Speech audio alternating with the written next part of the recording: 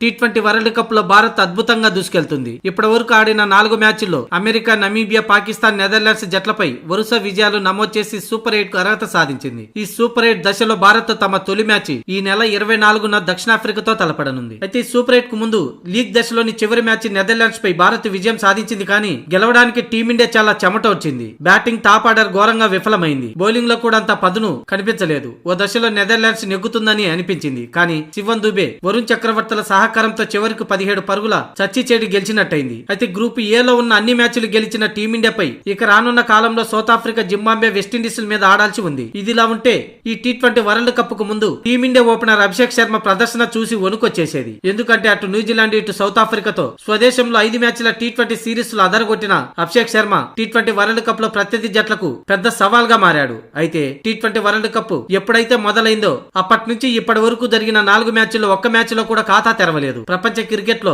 ఇది ఓ ఆశ్చర్యకరమైన విషయమనే చెప్పాలి. జరిగిన 4 మ్యాచ్ల్లో ఆడిన 3 మ్యాచ్ల్లో అభిషేక్ శర్మ 3 సార్లు డక్అవుట్ అయ్యాడు. దీంతో కీలకమైన సూపర్ 8 మ్యాచ్లో అతడు టీమిండియాకు శనిలా మారే అవకాశం ఉంది. అయితే 2-3 ఓవర్లు సెట్ అయ్యాడో ఇక అతన్ని ఆపడం ఎవరి తరం కాదు. అలా ఉంటది తన ఇన్నింగ్స్. అయితే వరుసగా 3 డక్అవుట్లతో తీవ్ర నిరాశపరిచిన అభిషేక్ శర్మకు సూపర్ 8 లో అతనికి అవకాశం ఇస్తారా లేక సంజు శాంసన్ ని తుది జట్టులోకి తీసుకుంటారా అనే దానిపై చర్చ నడుస్తుంది. కాకపోతే టీ20 వరల్డ్ కప్ కు ముందు ప్లాన్ లో భాగంగా టీం మేనేజ్మెంట్ లీగ్ దశ అలాగే సూపర్ 8 లో అభిషేక్ శర్మని ఓపెనర్ గా కంటిన్యూ చేయాలని మేనేజ్మెంట్ భావించింది. ఈ క్రమంలోనే సూపర్ 8 లో ఇషాన్ కిషన్ తో అభిషేక్ శర్మనే ఓపెనర్ గా బరిలోకి దిగనున్నాడు. ఒకవేళ అక్కడ కూడా విఫలమైతే సెమీస్ ఫైనల్ కి అతన్ని తప్పించే అవకాశం ఉంది. కానీ సూపర్ 8 లో మాత్రం అతడే ఓపెనర్ గా బరిలోకి దిగనున్నాడు. మరి ఇన్ని రోజులుగా అతడు 2026 టీ20 వరల్డ్ కప్ ప్రారంభమైనప్పటి నుంచి తన నుంచి ఒక విధ్వంసం కూడా లేదు. దీంతో సౌత్ ఆఫ్రికాతో ఈ నెల 22న అహ్మదాబాద్ వేదికగా జరగనున్న సూపర్ 8 లోని తొలి మ్యాచ్ లో రెచ్చిపోతాడేమో చూడాలి.